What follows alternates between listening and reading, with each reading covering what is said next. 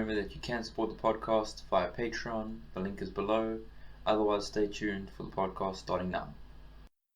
So on the podcast today, I'm joined by Dan Norcross, who's probably known for his speaking and writing, but probably best known for his voice on BBC's Test Match Special.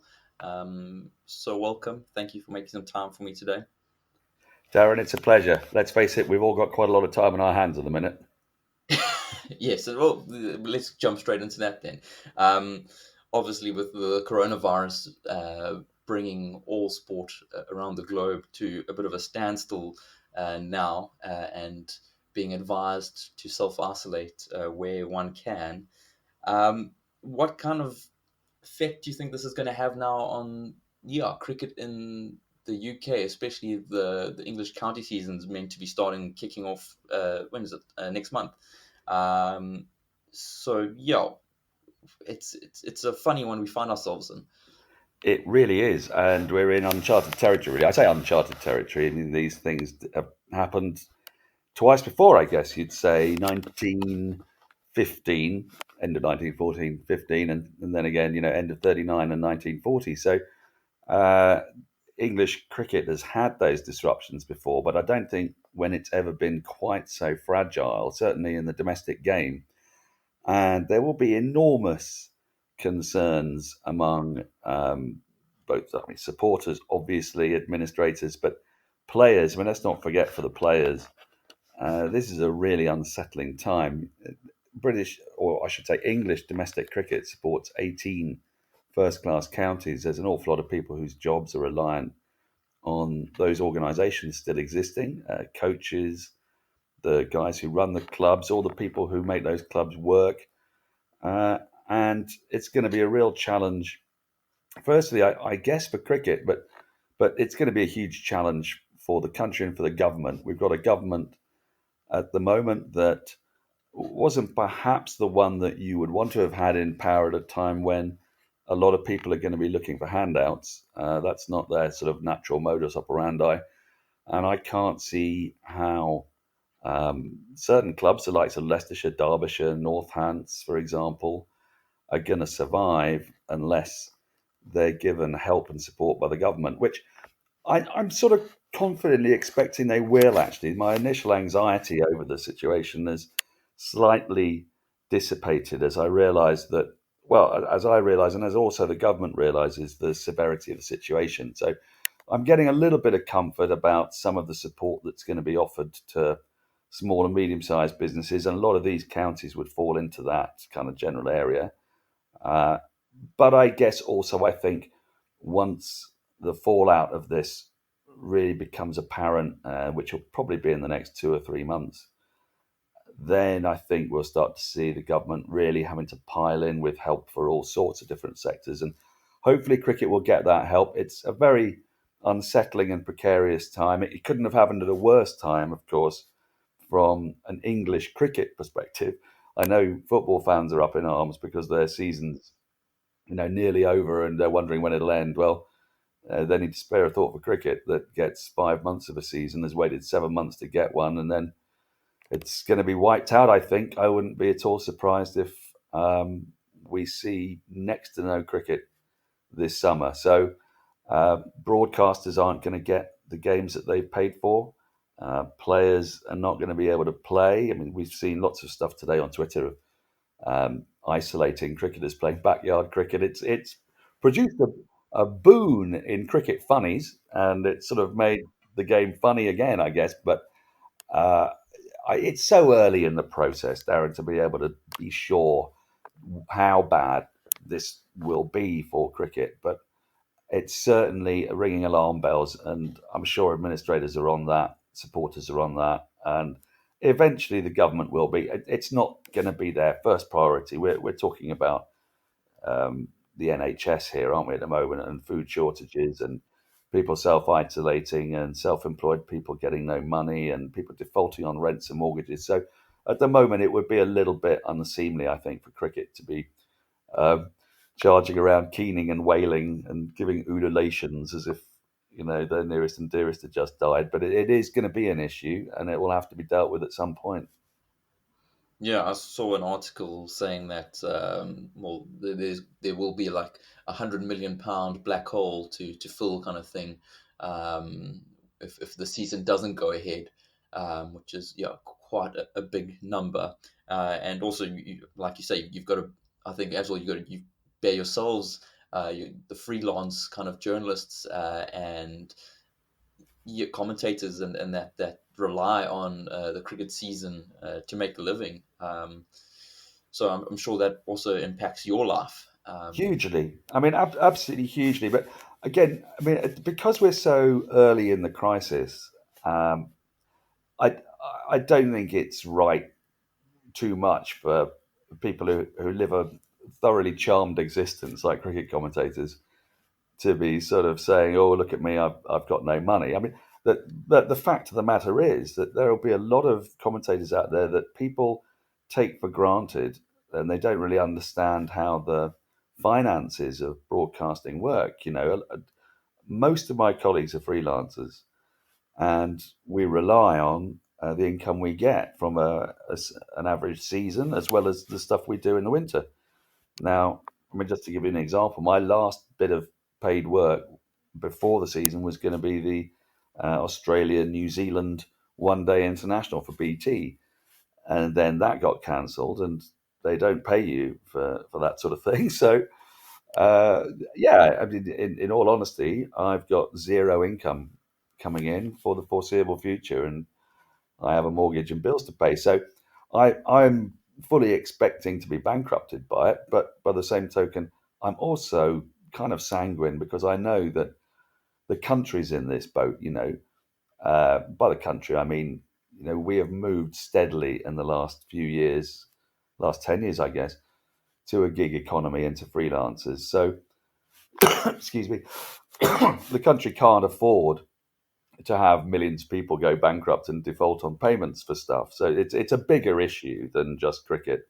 There's loads of self-employed people out there in all sorts of sectors, and I'm sure I have faith that they will get support. And I know it's a very anxious time for a lot of them. I've spoken to a lot of colleagues, not just broadcasters, a lot of writers, a lot of journalists are freelancers, and all of their bookings will just have dried up. So yeah, I mean, you can worry about these things, or I take that maybe it's a glib view, but I'm kind of thinking, look, we're all self-isolating. The bailiffs, there'll be no bailiffs to come round and repossess my belongings in my house. So, you know, we'll just have to ride it out. That's the probably the best positive attitude you can probably have at this time. Just keep going with that. And yeah, like you said, there's obviously some players. Alex Hales, and that was obviously seems that he could be one of the players that might have it. I don't know if that's been confirmed yet.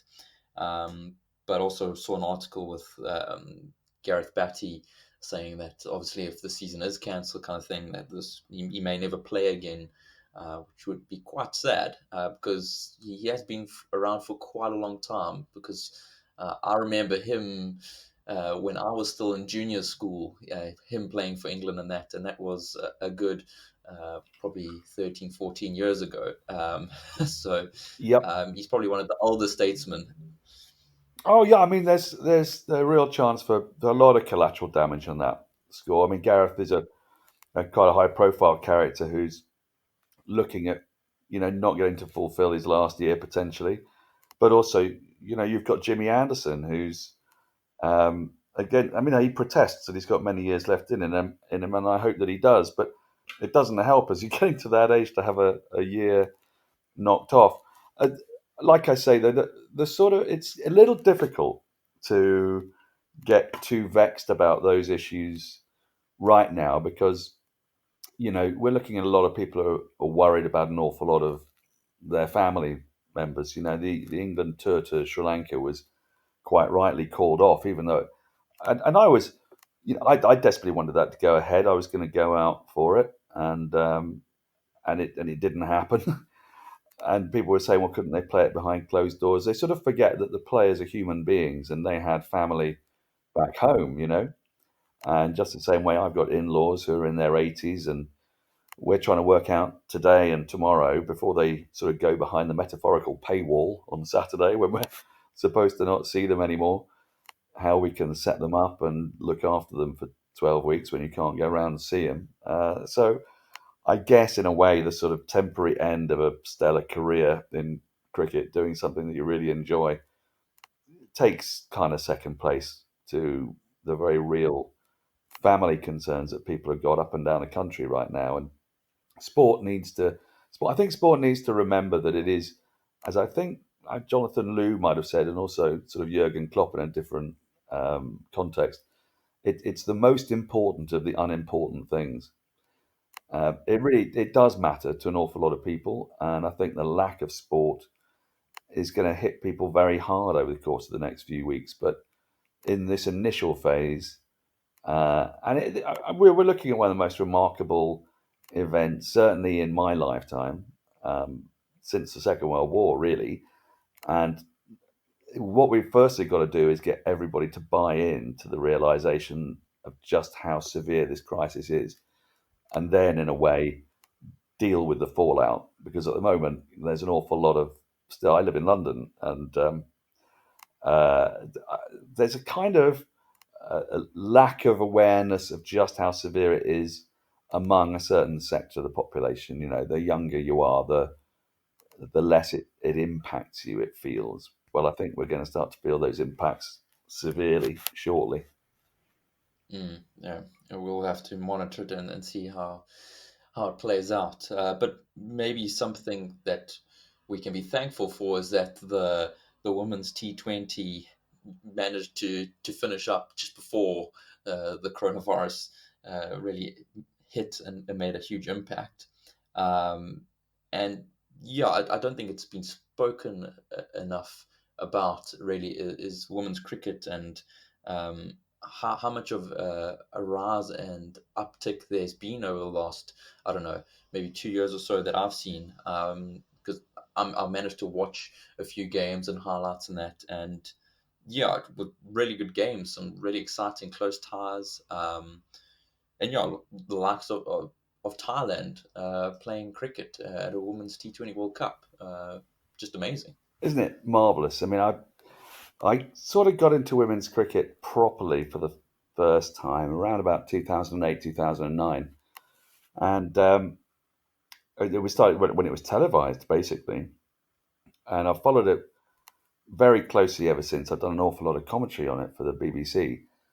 And just the improvement in the quality of the game, it's fairly obvious why. When money goes into the game and players can devote more time to it and, you know, perfect their skills, they create a better and better spectacle. I'm delighted that they're getting the exposure now that they didn't used to get before. That you know, women's cricket has always been at the forefront of innovation. They invented the World Cup format. Rachel Hayhoe Flint back in '73, I think it was. Um, they've had this points-based Ashes system, which I think we might see in future. Actually, I think if men's cricket wants to make bilateral series relevant with all three formats, we could do worse than look at the way the women's Ashes is constructed. You know, if every tour you played three tests, three one-dayers, and three T20s, that would just be a great way to showcase the different formats we've got and make each one of them relevant as well. And the expansion of the game that women have helped to encourage, Thailand being a superb example of that, but also, you know, the Brazilian women's team has got paid professionals playing for them, while men's cricket sort of really doesn't like, oh God, have we got to play Ireland? Have we got to play Afghanistan? Have we got to play Zimbabwe? You know, Australia famously barely ever touring Bangladesh. So I mean, it's marvellous what women's cricket is doing for the expansion of the game. It's also, you know, really important in keeping cricket alive in countries like I believe this firmly in England, where we see the club scene getting more and more decimated, having less money in it and having less participation as we've had in England. Getting women involved in the sport, getting them coming along and playing, it encourages everyone to stay around because sport is about community. And if you have a community, but it's only got one gender in it, then it starts to lose its appeal to a lot of people, you know? So I just think that's fantastic. The MCG being almost packed out, 86,000. It was for the people who were there. It was a really emotional moment. I've talked to a lot of colleagues who went there: Henry Moran, Alex Hartley, Kate Cross. Who were part of that spectacle, Mel Farrell, etc. And they just said, they had tears in their eyes. It was a sort of culmination, it felt, of this first phase of getting women's cricket to be really front and centre and really relevant. And I mean, I'm utterly delighted by it. Even the best thing about it, in many ways, was that game between England and India was not England, was it England and India was rained off because every World Cup, every men's World Cup has got some kind of farrago from the authorities, be it the boundary count in the last World Cup or whatever that drives people mad. And now the women are finally coming to the party and they had their own fuck up. So it's sort of it felt like they were finally part of the proper full cricket family. And well, facetiousness aside, though, it was just incredible, and to have Australia at the front of that, they totally deserve it. The Australian attitude towards women's cricket has been light years ahead of everybody else's. Second in line to that would be England, whose own attitude has been light years ahead of the next ones. You know what I mean? So you've got this slight danger to women's cricket that Australia are running away over the horizon. But we saw them when they lost to India in that first game that they are beatable. But we also saw the real value of having 100 paid professionals, having a really strong women's big bash, having proper grassroots involvement, and also talking in terms of equal pay, things like that are so important in the game. And Australia are way ahead on this, and they're leading the way on it. And it was just, well, it was awesome to be there. I was deeply jealous. I had to watch it on TV and listen on the radio. So. Yeah, I was hoping that the South African women's side were going to make it there, but obviously they did get pipped in the They semi-final damn nearly did, by though. I Australia. mean, they made a terrible error. Chloe Tryon needed to be in earlier. That was the issue. Yeah, But. yeah, it seemed so close, yet so far, which is the usual thing for South African cricket sides, whether it's men or women now it seems. Um, but yeah, do you think that the other women's international sides that are coming up, like South Africa, and that to some extent can learn from the structures that are being put in place in England and Australia, like you say, because like the Big Bash, the women's Big Bash, and that has really kicked off over the last few years. The English women's leagues and that have also picked up. And yeah, I'm not too sure if they're or from my knowledge in South Africa kind of thing.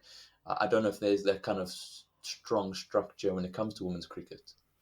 I don't think there is yet, but South African women's cricket has come on so far, so fast. I watched them.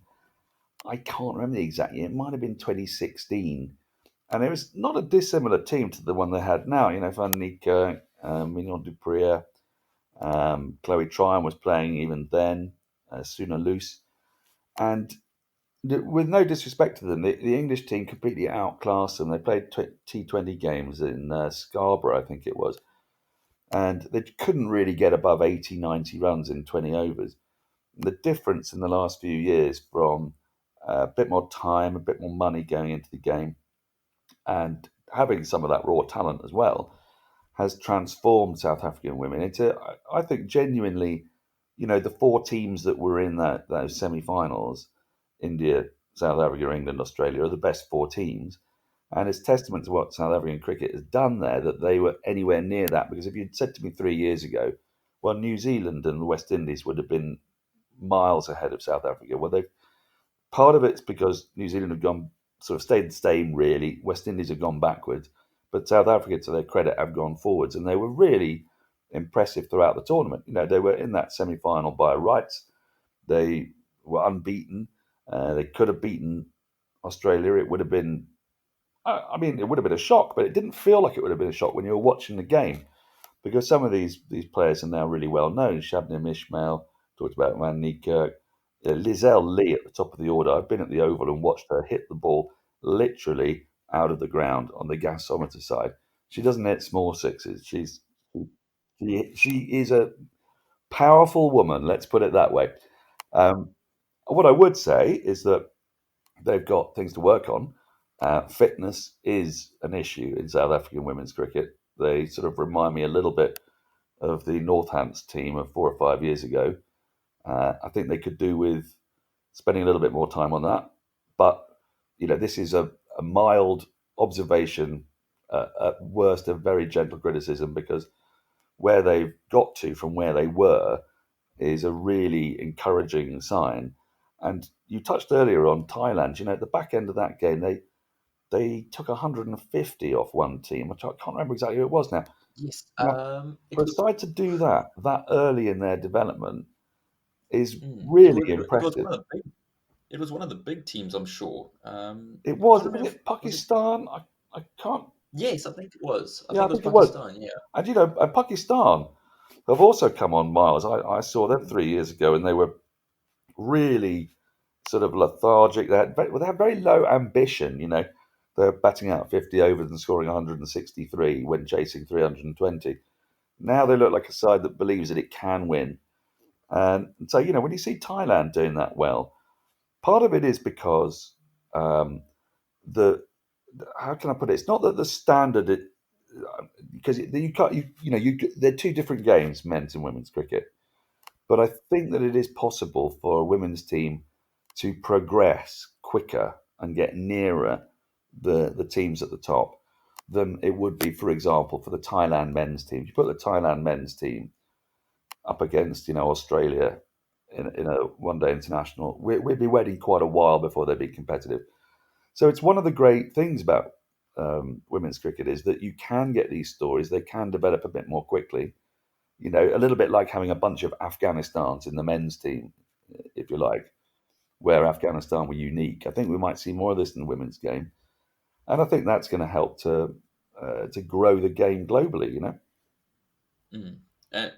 And moving to more the men's side of things. Obviously, the England team of recent has just been, well, phenomenal to say the least. Just some of the players. If you just look like at Stokes, he's just. I just love watching him, even when he is beating South Africa and decimating our bowlers and that. But just some even the new players. I loved watching Ollie Pope and that. He really excites me. Ollie And Pope's then an you've got. interesting one. Excuse me. Ollie Pope's an interesting one because um, he's one of those rare guys that comes on the scene and you watch him bat, and unless you're really unlucky, look, he's got a first class average of nearly 61. So most of the times you go and watch him bat, you'll see him bat for a while. And in that time, you get that strange sensation that you know exactly that he's going to be fine. He's going to have a great career. You don't always. I mean, you very seldom get that in actual fact. When you watch new players coming on the scene, you see good things, you see talent, you see ability, but you don't get this calm assurance that they've the full package so early. Um, I think we'll be seeing whenever this coronavirus breaks, we'll be seeing a lot of Ollie Pope for the next 10, 15 years, no trouble at all. England are going through a bit of a transition at the moment, and I guess what's encouraging for them is that after years of searching for opening batsmen, they have now, I think, sort of found the three that they want to stick with in Crawley, Sibley, Rory Burns, and they've found their feet pretty quickly. It's very hard in modern day cricket, especially against the red ball, for any openers. We did a Wisden Team of the Year in 2018, and I remember looking at the stats on that, and there were only two openers who averaged over 38. They were Tom Latham and Dimuth Karunaratne. So, it's getting very hard to bat against a new ball in the conditions that players are playing in right now, and also because so many of them are used to playing a different sort of format of cricket as well. So if you can alight upon a couple of opening batsmen, it makes such an enormous difference to your side. You think of the great South African sides and Graham Smith, Herschel Gibbs, Gary Kirsten. Having a really solid top three is vital, and England haven't had that for quite a while. I think they're getting there now, supplemented by the likes of Root, obviously Stokes Pope, and they've got a good blend of experience in Broad and Anderson with youth in Jofra Archer. They've got Mark Wood intermittently there and thereabouts, plenty of backup bowling, Sam Curran, Chris Wokes. So they're in a good place at the moment, England. They're they're fortunate that Test cricket is really well supported in this country and supported also by its own board, which helps because it means that players can devote time to Test cricket. The bigger worries are in the likes of South Africa and the West Indies, where the boards just aren't able to remunerate their players sufficiently to be able to guarantee that they're going to be able to, that they will be around to play Test cricket. You think of South Africa, and who knows, maybe if Brexit happens again, coronavirus dependent, the Kolpak situation may change, and that may change circumstances for South African cricket for the better.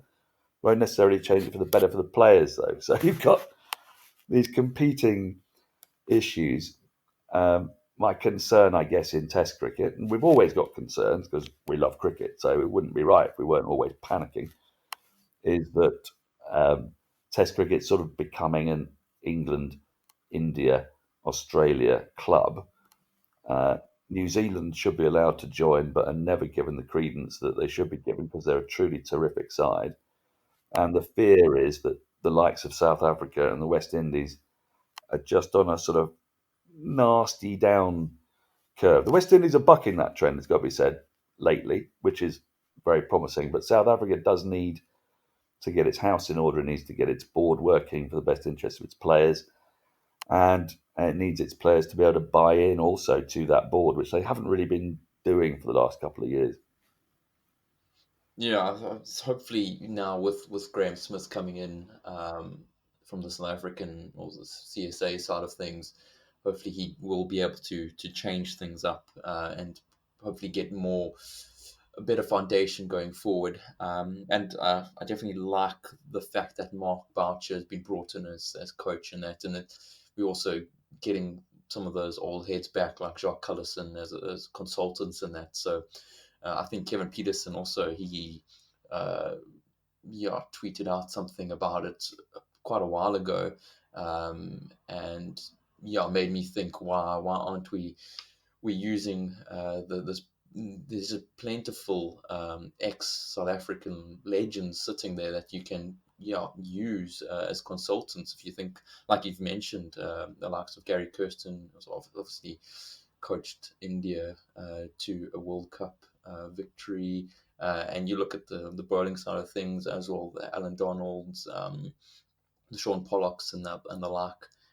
So there's just a lot of talent there that needs to be used. I think they will. Excuse me.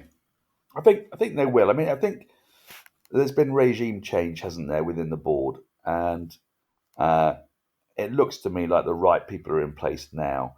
That it was tough for them, I think, that series against England. They caught England at a good moment in the first Test match. Caught them slightly on the hop and dreadfully ill as well. It's got to be said.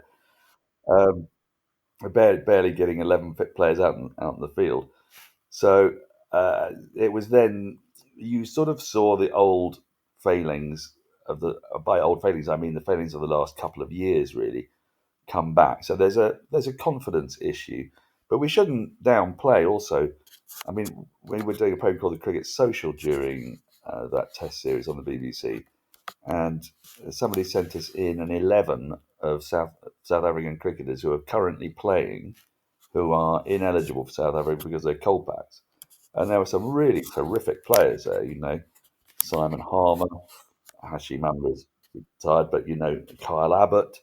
There are some really good players that just aren't available, and that does make it more difficult for the board.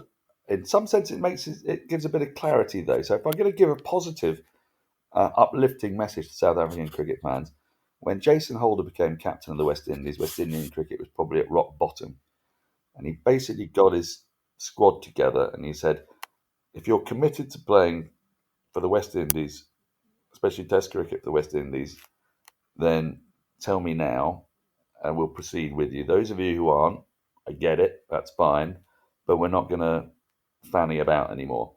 And in a way, that sort of clarity for the West Indies meant that they could build and progress with a group of players rather than sort of constantly looking over their shoulders saying, oh, I wish we could have Kyron Pollard, or I wish Darren Bravo was available, or Darren Sammy, or whoever it was. They just said, right, this is what it is. This is a new regime. Shimron Hetmeyer is going to be playing. Shannon Gabriel is going to be playing, that kind of thing. And they had a fantastic year in 2018, a pretty good year in 2019 as well. And they beat England at home, and they had one of the best pace bowling attacks, just in terms of pure numbers, in the world. So South Africa can do that. It's perfectly feasible that they can come back from where they are at the moment, and I expect them to, because South Africa is a nation which is as obsessed, if not more, with sport than pretty much anybody else out there. So this is a cyclical thing. It'll come round. The right people are in charge. There's a pool of talent, um, but that doesn't mean to say I want to downplay the problems they've had with their board. That I don't personally think their board has helped them out and helped their players out a great deal in the last couple of years. I just see that changing now. Yeah, I also see that change, and it is quite positive, especially from a fan perspective. Maybe in closing, if the T20 World Cup in Australia, the men's side, does go on this year, hopefully, who do you think is probably in the running to take it? Because from my perspective, I think my money would be on England at the moment to win a T20 competition. Just like their overall uh, build up of their team currently. I would, I think England has got the raw talent to do it. Um, what I would say is that there's a terrific book out there called Cricket 2.0 by Tim Wigmore and Freddie Wild, which goes into the history of T20 and how it's evolved over the years. The one team, the one country that has absolutely got T20 cricket but never gets the plaudits for it is the West Indies. People rather patronisingly think that they've almost won by default, or they got a bit lucky, or it was because of four sixes from Carlos Brathwaite, out of nowhere. They've actually been brought up playing T20 cricket, and also playing improvisational cricket, take ball cricket. Uh, they grow up doing it from a very young age. So they've taken an approach to T20 which is unique.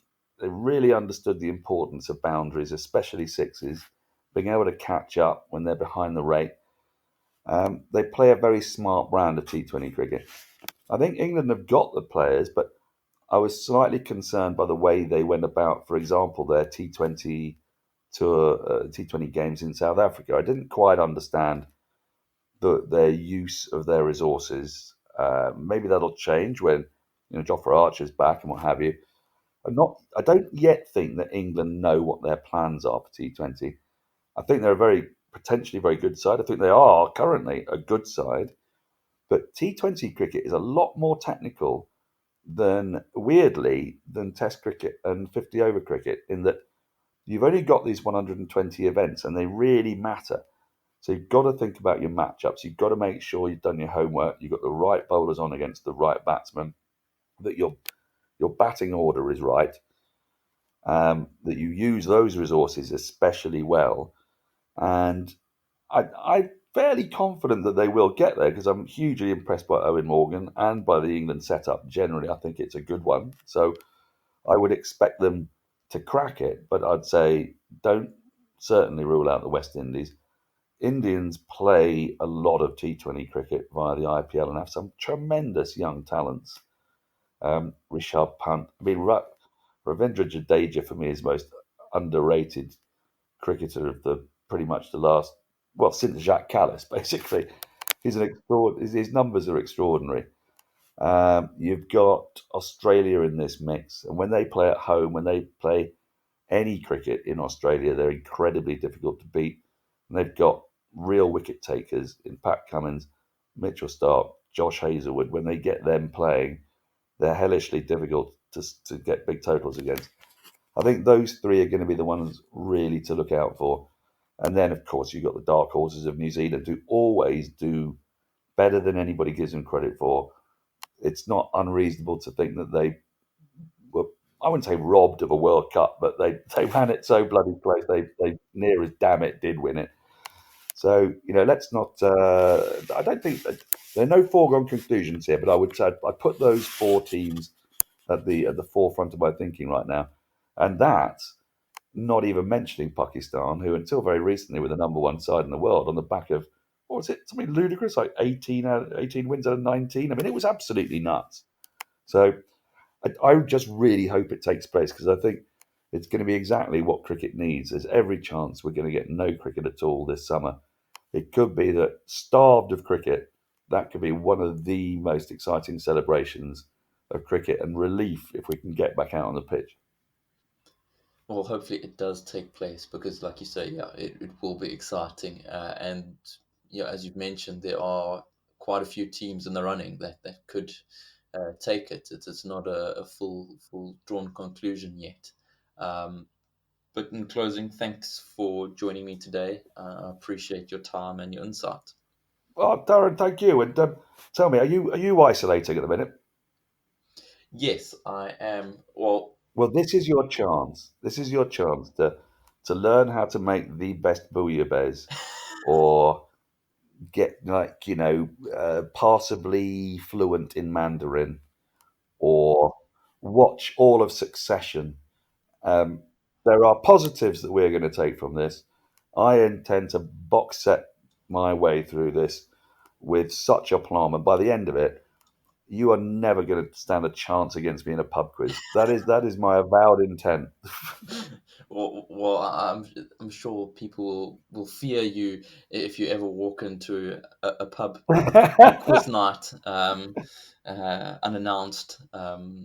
But yeah, it's I think one can maybe do the things that you've always wanted to do in this time off, do those hobbies or those little creative things that you don't usually get the time to. I'm definitely going to be doing a lot more reading. I generally don't get enough time to read, so I've bought one or two books that I'm going to hit, and then obviously, podcasting. And podcasting, exactly. There's going to be a lot of that, and there's going to be a lot of books are going to be written Yeah, after this. yeah. There's going to be an awful lot of people having to edit an awful lot of books. So if there are any editors out there, be prepared for a deluge of work in around about September. Maybe you need to look in doing a podcast. I know you've been on the Final Word a few times, but maybe there's a gap for a Dan Norcross podcast. Well, there might be. We shall see, Darren. We shall see. At the moment, I'm much happier with other people working out the technicalities of it and sticking it on their platform. So I'm an essentially lazy man who of 50 years old who having to learn new things. I prefer. I love it when you just ring me up and all I got to do is talk to you. That's what it amounts to. Well, I'm happy with that. So I think that's a good thing.